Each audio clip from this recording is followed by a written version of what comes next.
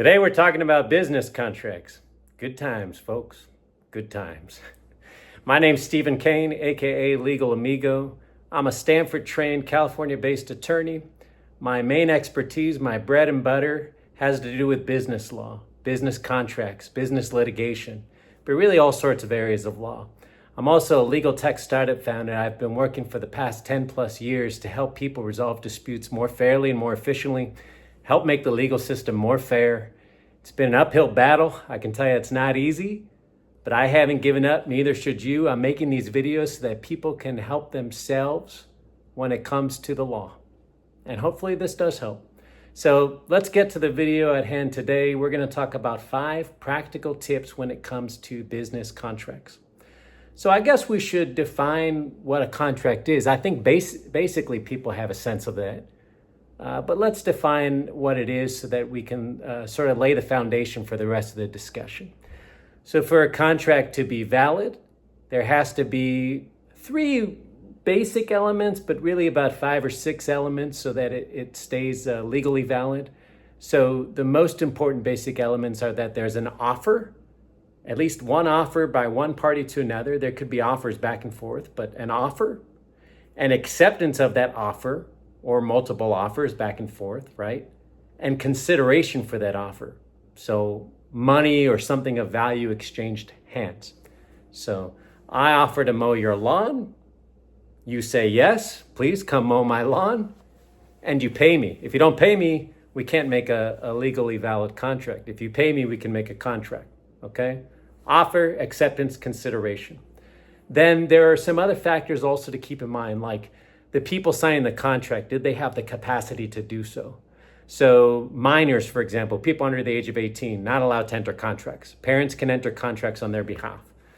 Somebody who is not with it mentally cannot be said to legally, validly enter a contract. Someone who's drunk, someone who's coerced. There's all these things that really protect people, right? So that you can't be forced into a contract, so that you have to be in the right state of mind when you enter a contract, etc. So did the parties have capacity to enter the contract? Now that gets interesting when you're talking about things like terms of service, and we all kind of like click on an online terms of service. We might not necessarily read it or know what it means. Do we have the capacity? Do we really know what we're getting into? Maybe we'll talk about that in another video. But anyway, just kind of fun to think about. Then the other question is, was there a meeting of the minds? Did we both kind of assent to the contract? Did we both agree to the contract, right?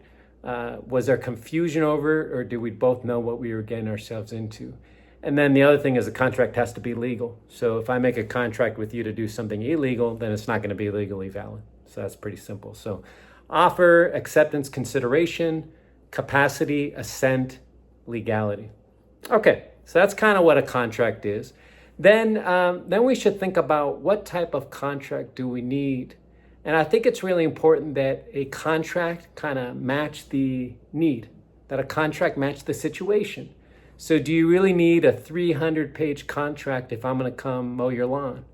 Probably not.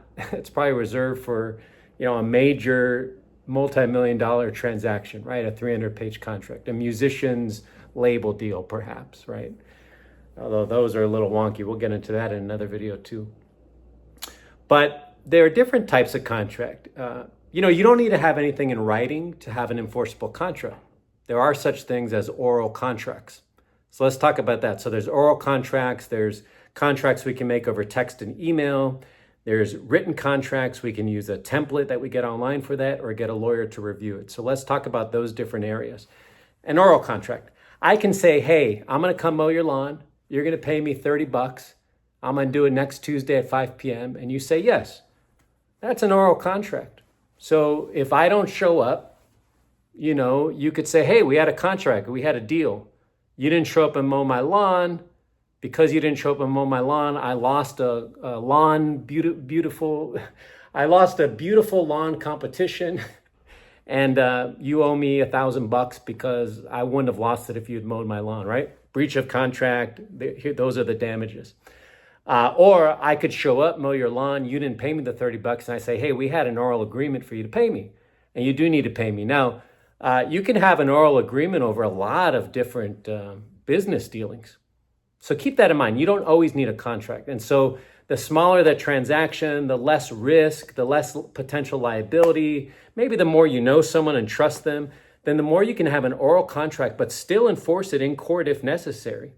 There are some exceptions. You cannot have an oral contract about debt. If you want to have an oral contract about a loan or owing someone money, it has to be in writing. You can't make that oral.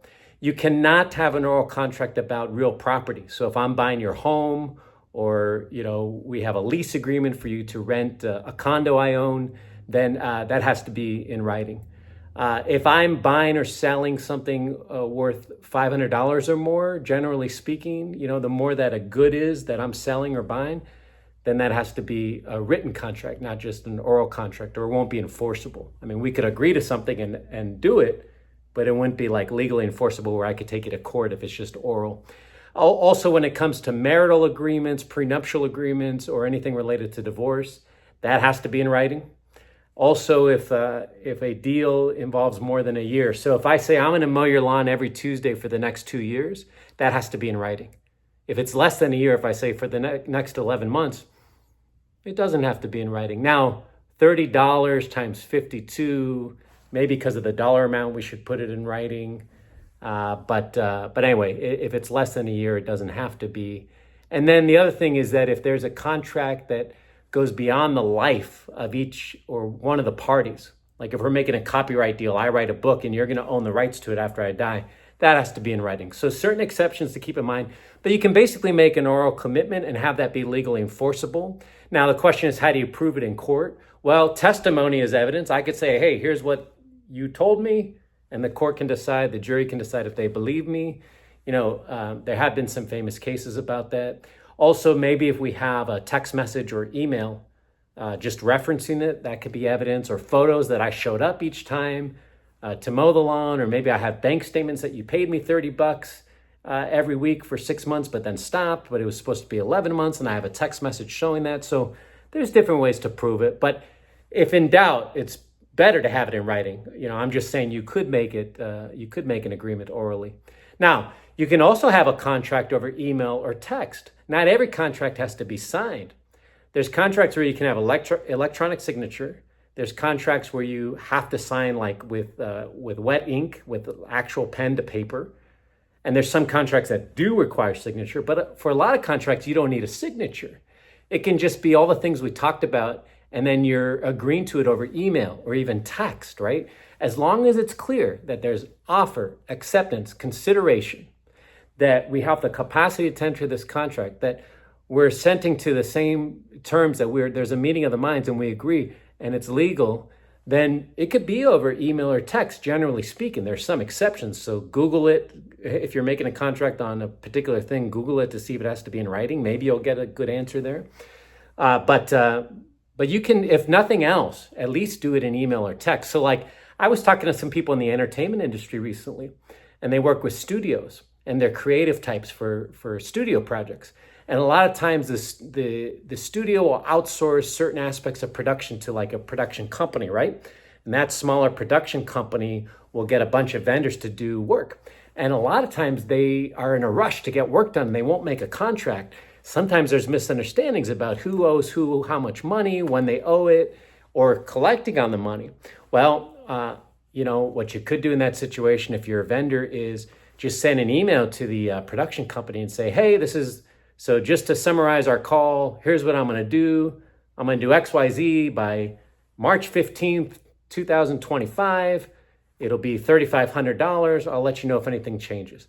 That's a contract. That's something. If you get stiffed, if they say later that they didn't agree to $3,500, you have proof to bring up with them. So as a practical matter, you say, hey, here's what we agreed to. But also ultimately, if you needed to, you could enforce it in court. Okay, so email or text is better than nothing. It is a valid contract. There are some exceptions.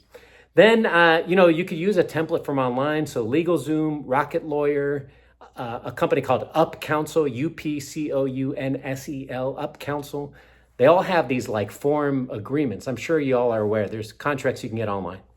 Now, some of them are better than others. Some of them are awful, and some of them are great. In my experience, I really like the up counsel agreements best, but it comes down to personal choice, and it really depends on the agreement. They get different lawyers to draft it. Again, this is going to be better than nothing. It's probably going to work for 80% of the time. It's going to get 80% of the job done, right? It's going to be better than nothing and decent, and at least you can get those agreements. See if you understand it, look up anything you don't, and use that.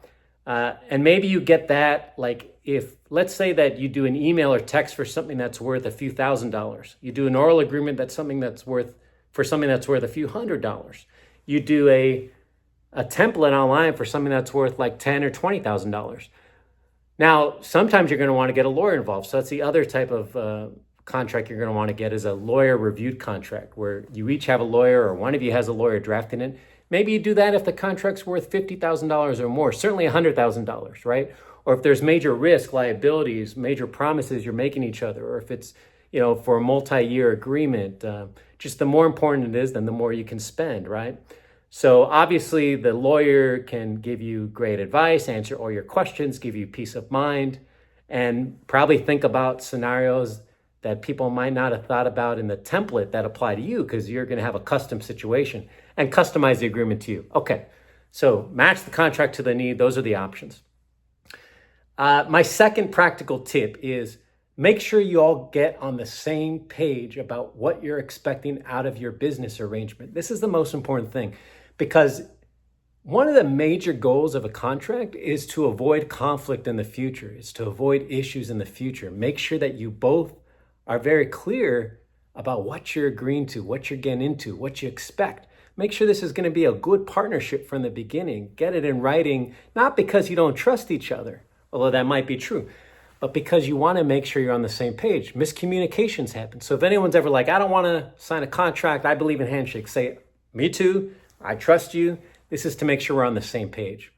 So, iron out key terms, right? Think about all the important things. Think about all your goals and make sure it's all clear. You can put in plain English. A contract doesn't have to be in legalese, and iron it all out. Think about what could go wrong. I could get sued. If you sue me, where should you sue me? Or I'd rather arbitrate than be sued. We'll do another video on arbitration clauses and whether that's good or not. It kind of depends. Maybe there should be a clause in there that if there is a lawsuit, the winner gets paid attorney fees. That could be good, because then if you really think you're right, then and maybe you can't even afford an attorney, or it's a little bit of a stretch for you, at least hey, I think I'm right. I think I have a chance to win attorney fees, and that might change the dynamic of litigation if you get into it. So just think about, hey, what could go wrong in this situation? If I'm going to mow your lawn, I have to pay for my lawnmower to be serviced. If I'm going to mow your lawn a lot, maybe you help pay for that. So that's something that could go wrong that we're anticipating and then we're putting into the agreement. Think about what's important to each side. This also goes into the negotiation. Like, what's important to you might be the opposite of what's important to me. You might want certain things really badly, and I won't care about those things, and vice versa. So really, a contract can help lay out very clearly, here's what's important to each of us. Here's the goals. Here's what I'm willing to prioritize. Here's what you want to prioritize. And there can be give and take based on what's important to each person. And then if you think about what's important to you, make sure that's covered in the contract, right? What are your business goals? Make sure that's covered in the contract. Okay.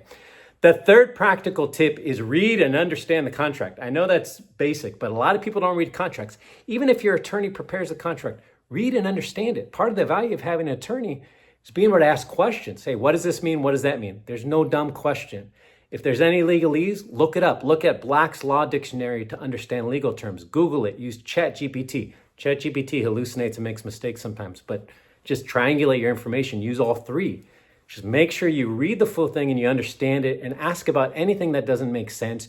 You can always edit an agreement. Even if somebody is like giving you a hard time about it, stick to your guns, because it's important. If you're going to go through the trouble of signing a contract, make sure you understand it. Make sure it aligns with what you expect. Any words that don't make sense, look them up or ask to edit them. Any business terms that don't make sense, clarify. Are we on the same page about this? What does this mean? Let's edit it to make it make sense. Anything that doesn't match what you expected, just, again, it's better to figure that out now than when you're knee deep in the relationship. A bad business relationship where you're not on the same page can cause a lot of headaches. Okay. My fourth practical tip is it's totally okay always to ask for changes. So, I mean, I kind of just referenced that, but people often will try to say, here's our standard agreement. Here's our form agreement. Well, that's not exactly true. Yeah, they might have had a lawyer draft like a services agreement for them that they like to use. You can always make changes, and don't be shy about making changes. And again, understand everything and just making sure that you're protected too, that this is a fair business relationship. Yeah, I mean, it depends. Sometimes you're a small business starting out and you want to take a big risk and you're dealing with a big corporation and you know it's going to be hard for them to make changes. Okay, maybe it's worth taking the risk.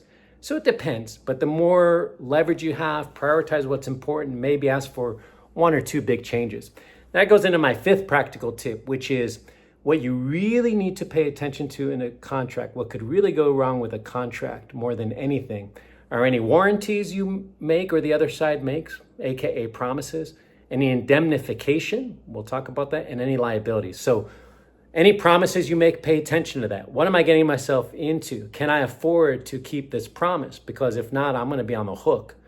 Do I want them to make certain promises? Like, hey, I'm mowing your lawn. You want me to promise to get a lawnmower that doesn't make much noise because you hate noise.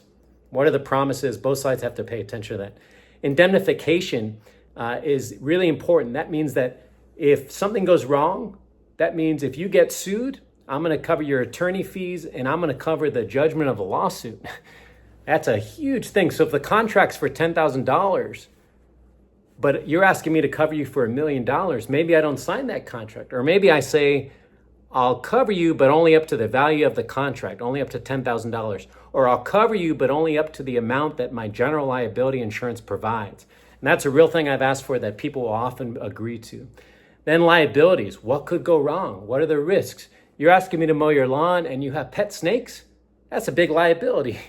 Maybe I put that liability on you. If I go to the hospital because of your pet snakes, you're going to pay my bills, right? So it's just all important to things like that to consider about the contract. All right, well, those are some of the practical tips when it comes to contracts. Use your good judgment, use your common sense, but basically know what you're getting yourself into. Make sure you're on the same page and have fun out there, amigos. Hasta luego.